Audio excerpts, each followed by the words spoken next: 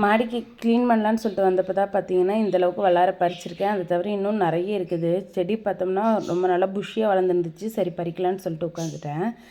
அப்போது எடுத்த ஒரு சின்ன வீடியோ இது.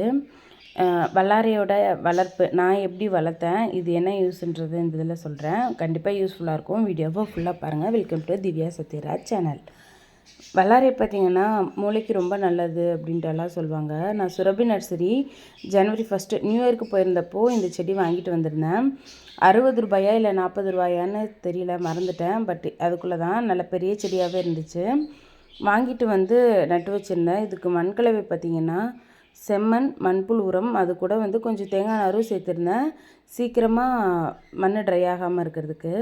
இந்த வல்லாரைக்கீரையோட பேக் சைட் பார்த்திங்கன்னா நம்ம மூளையில் போகிற நரம்பு மாதிரியே ஃபுல்லாக இருக்கும். அதனால் இது வந்து மூளைக்கு நல்லது, ஞாபக சக்திக்கு நல்லது அப்படின்னு சொல்லுவாங்க.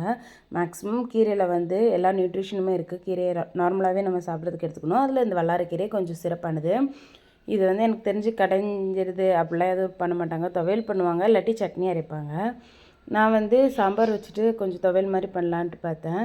இதுக்குள்ளே பார்த்திங்கன்னா நிறைய அந்த சுக்குட்டி கீரை செடி, அது தவிர பச்சை மிளகாய் செடி எல்லாமே வந்து நிறைய வளர்ந்து நின்றுச்சு. நான் ஒவ்வொன்றையாக பிடுங்கிட்டு இருந்தேன். அப்போ தான் பார்த்தேன் இந்த செடி வந்து பூ வச்சுருக்கு. நான் வல்லாரைக்கீரையோட பூவை வந்து ஃபர்ஸ்ட் டைம் பார்க்குறேன். இப்போ நான் பறித்தது வந்து நல்லா காஞ்ச பூ.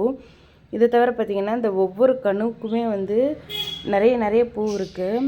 ஸோ இதை பற்றின எந்த ஐடியாவுமே இப்போது எனக்கு இல்லை.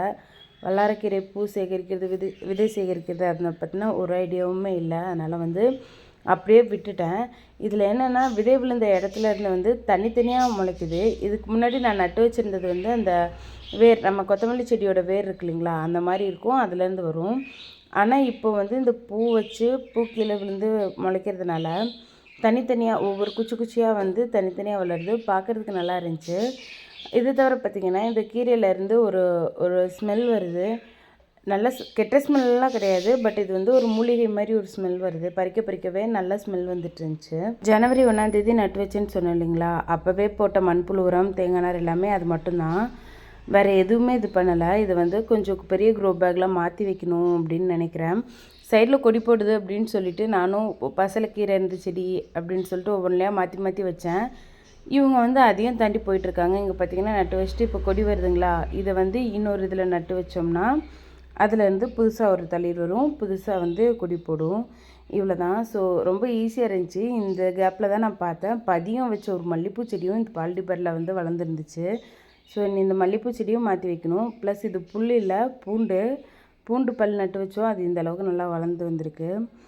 ஸோ இன்றைக்கி மாடிக்கு க்ளீன் பண்ண போனதில் வந்து ஒரு நல்ல அறுவடை, நிறையவே அறுவடை இந்த அளவுக்கு பண்ணியிருக்கோம். ஸோ அவ்வளோதான் மக்களே. நம்ம சேனலை தொடர்ந்து பாருங்கள், சப்ஸ்கிரைப் பண்ணுங்கள், சப்போர்ட் பண்ணுங்கள். பாய்.